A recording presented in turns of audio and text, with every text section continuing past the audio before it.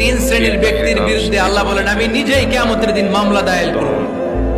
I will be against them in the day of judgment. Three categories of people I will be against them in the day of judgment. তিন শ্রেণীর লোক কিয়ামতের দিন তারা ছাড় পাবে না। আল্লাহ বলেন আমি নিজেই তাদের বিরুদ্ধে মামলা দায়ের করব। এর মধ্যে এক শ্রেণীর লোক হচ্ছে রাজুলুন ইস্তাআজারা জিরান ফাস্তাউফা মিনহু ওয়া লাম ইউতি আজরা। একজন শ্রমিক ভাড়া করে তার কাছ থেকে কাজ নিয়েছে কিন্তু তার পারিশ্রমিক আদায় করে নাই। এরকম আছে না নাই? দাপট দেখায় ইউনিভার্সিটির ক্যান্টিন গুলোতে, ইউনিভার্সিটির ক্যান্টিনে যে খায় মাগার বিল দেয় না, এরকম ডাকাইত আছে না নাই? চায়ের দোকানে চা খায় আগে পরে দিমু বিল দেয় না, আছে না নাই? দোকানে যে পণ্য কিনে বিল দেয় না পরে দিমু, আছে না নাই? কিয়ামতের দিন আল্লাহ তোরে মাস্তানি ছুটাবে, চিল্লা এখন ঠিক কিনা?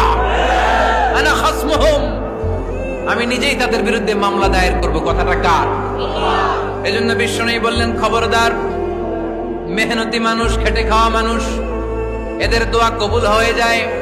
আতুল আজিরা আজরাহু ক্বাবলা আন ইয়াজিফা আরাকুহু। খবরদার, বিশ্বনবী বললেন শ্রমিকের ঘাম শুকিয়ে যাওয়ার আগে তাদের পারিশ্রমিক মিটিয়ে দাও। বিশ্বনবীর বিখ্যাত হাদিস, আতুল আজিরা আজরাহু ক্বাবলা আন ইয়াজিফা আরাকুহু।